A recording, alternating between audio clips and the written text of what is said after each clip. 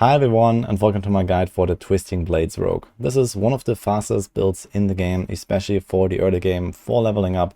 Rogue is a pretty fast class in general, and Twisting Blades is one of the strongest builds for both AoE and single target. So it has the perfect package of basically everything you want. And let's walk you through it. The heart of the build is the Twisting Blades core skill, which is a two-step attack. So you first hit an enemy, and then after 1.5 seconds you will have those Twisting Blades come fly after you and hit everything in their path. And those so-called returning blades that you can see here deal the most damage.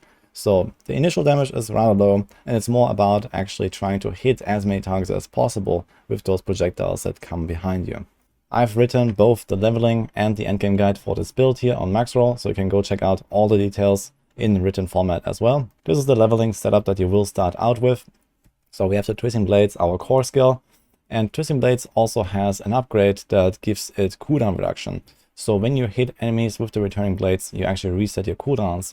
And there are a few of them in the build. So we have the Poison Trap, Dark Shroud, Dash, and Shadow Step. So with those two skills, you're going to be flying through the maps because you just constantly reset the cooldowns on your mobility.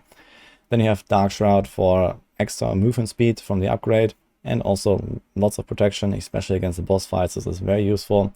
And the Poison Trap. So a lot of people ask me why there's no imbuements in this build. Everyone was super hyped with Shadow Imbuement in the open beta and all that stuff. But the truth is, you don't need it actually. And Poison Trap is just like vastly superior. I actually put Poison Trap into a lot of my rogue builds. Part of the reason is there are some passives that go with it, especially Concussive and Trap Mastery. So we have that here. This is 12% critical strike chance. And then you have 15% critical strike chance here from Concussive. And all this critical strike chance does help you a lot to produce other synergies, such as siphoning strikes, for example, to get a lot of healing. So once you stack up this crit chance, you will feel the tankiness. Like you're gonna heal up so easily when you fight enemies, especially in large pack. Your HP just goes up. And there's also other synergies that unlock from the Poison Trap. It has a knockdown when you activate it, so you can just see the entire pull after jumping in with a Shadow Step. And you have debilitating toxins for 15% damage reduction on top of that. And also later on in the Paragons, there's even more stuff that goes with the traps. Most importantly, the Deadly Ambush board that has a really powerful legendary node, and also the Cunning node that you can buff for another up to 28% damage reduction. Rogue in general doesn't have the best defenses, so you really have to invest into them. And while this may not be that important in the early game, like level 20, level 30, etc. I think it's best to just start out with the Poison Trap right away, so you get familiar with it, so you know how to use it. It just will make all the fights a lot more easier than Shadow Imbue ever could. And you have the right setup for the late game. In addition to that, there's the Twisting Blade specific aspect, the Blade Dancer, that gives you these swirling, rotating blades around you. So if you look at this again, you see like this swirling thing around my character. This is the Blade Dancer aspect, and it also helps you greatly with AoE damage. So usually this is kind of enough to just like blast everything around you, at least like the small monsters. And the single target damage is pretty high, so that you can decimate any kind of elite. You just go on them, you throw down the Poison Trap, they are knocked down, you have all the damage buffs, and you just have no trouble killing anything, including the campaign bosses, where the Poison Trap also can help quite a bit as extra damage. And additionally, this whole trap synergy that I mentioned also allows you to actually transition into the Death Trap build quite easily. So I have also written the Death Trap guide, which is fairly similar to this Twisting Blades guide actually, but it has a bit of a different combo here with the Death Trap, and you're resetting the Death Trap cooldown all the time with the exposure passive. I've already made a guide on this build, and you can also just swap between those two very easily because there's a lot of overlap. So with that trap discussion out of the way, there are another few points to be aware of when playing this build. Namely, you have to solve your energy recovery and you have to solve vulnerable uptime. But there are ways to do that. So when you're starting out, you're going to use your basic skill Puncture quite a lot for extra chit damage because you simply don't have enough energy to just spam Twisting Blades. But later on, you're basically not going to use your basic skill at all anymore. Or you can even drop it entirely, depending on the exact setup that you're doing. And you get an extra skill slot there. So one way to accomplish the Perma full resource is Inner Sight. This is one of the rogue specializations. At level 15 you have to do a rogue quest, and then at level 20 Inner Sight unlocks automatically. So you choose this, and then you attack marked enemies. So you can see this here when I'm running around. You will see these purple icons here above enemies. This is this here. And if you attack those, you have this Inner Sight mark here that fills up. So you see here it's like almost full now. And then when it reaches full, you have full resources for 4 seconds, which allows you to spam Twisting Blades as much as you want and leaves you with full resources afterwards as well. So this is a very powerful tool for such a build that just tries to get those resets all the time. On top of that, you can also spec into Innovation later, which has a lucky hit effect to trigger energy recovery. And Twisting Blades in particular has extremely high lucky hits compared to most other skills in the game. Most importantly, because of this Blade Dancer aspect. Those swirling blades around you actually also produce lucky hits, so you get more of these procs for Innovation, for example. Later on in the endgame, this build can solve a resource even better with the Umbral aspect. So once you find this, you can actually start working towards a no generator setup, or like a no puncture setup basically, and for example include the Shadow Clone. You can just activate the Shadow Clone and have it up like near permanent actually because of the cooldown resets. And you just get like 3 extra damage, you get unstoppable, it helps a lot against bosses. It's just kind of nice to have. And you do have a lot of synergies with the Umbral. So first of all, you have the Poison Trap itself. This can produce knockdown. So in a large pack, you can just knock down 10 enemies, you get like half your resource back. Or you also have the Stun on Shadow Step. There's a stun upgrade where you can just also get a bit of resource at least. You have the dash that also has an upgrade that gives you a slow, so you dash into a pack, you get a bunch of resource back. And then later on there is also the Mangler aspect. So this one gives you a chance that when you hit a vulnerable enemy to daze them. And this can proc over and over and over, and it also gives you the resources all the time.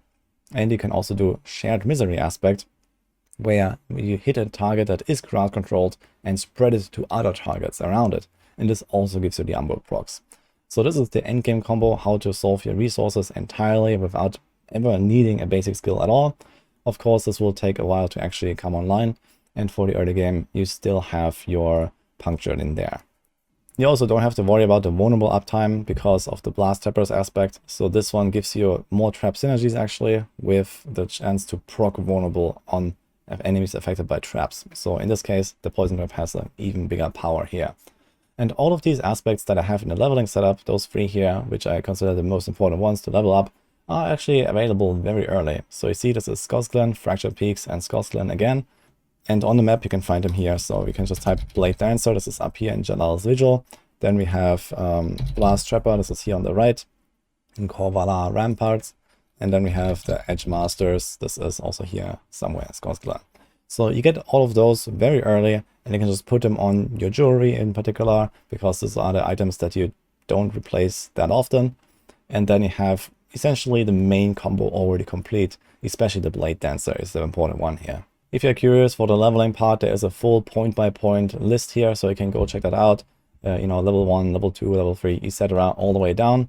And we also have this skill slider here with various progression steps, so you can follow along as you go, including all of the renown points, so that you know exactly where to allocate your stuff. In terms of stat priorities, you want to stack especially defensive stats where you can. So for example, the pants, it can have damage reduction on close enemies, life, damage reduction, this kind of stuff here on the chest and the pants, and maybe the helm. Then you have, for example, the crit stats on the rings. So this is a crit-based build. You want to have crit damage, crit chance, also on the glove. Twisting Blades ranks, of course. And you want to have other utility stats, especially movement speed and energy cost reduction. So an amulet would look like this. And in the end game, you'll try to get exactly the same items just on crack. So this is what they will look like later on once you reach level 100, once you have the perfect gear. So this is what you can follow to try to get the best items possible. For the end game, there are a bunch more legendary aspects that you can acquire, either from the codex or from loot. Most importantly, I already mentioned the Manglers, which gives you the chance to daze, and then you have a few other things like accelerating, for example, for a bunch of extra attack speed. There's smiting for a bit of crit and crowd control duration, and this build does rely on crowd controls a lot. And then you want to have a good roll of the Umbral later, so that you can smooth out your energy regeneration. But outside of that, you can make most of this work with just codex powers. As you can see, there's only 3 of them that actually do not exist in the codex.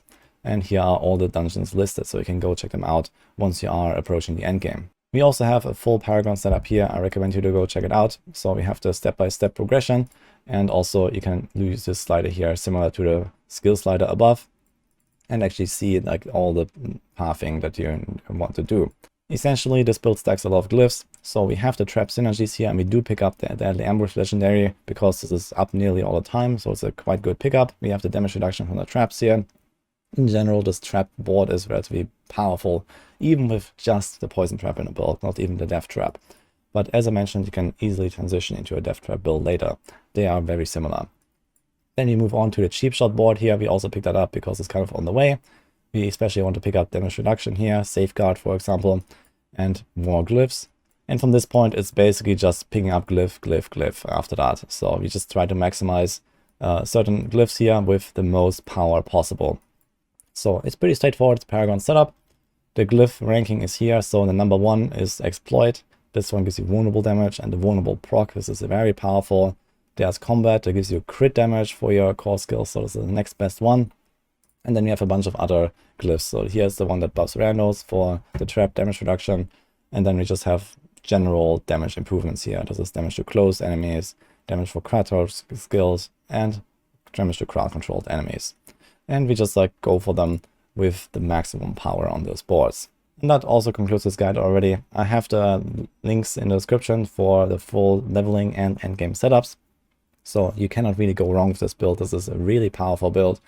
It is not as easy to play as most others, like this twisting blades, jumping around, hitting the right targets with the returning blades is maybe not for everyone, but there are also other builds on the rogue, for example Flurry. I also want to make a guide for that you can play if you want to enjoy a more relaxed melee play style. But for now, this is what I got.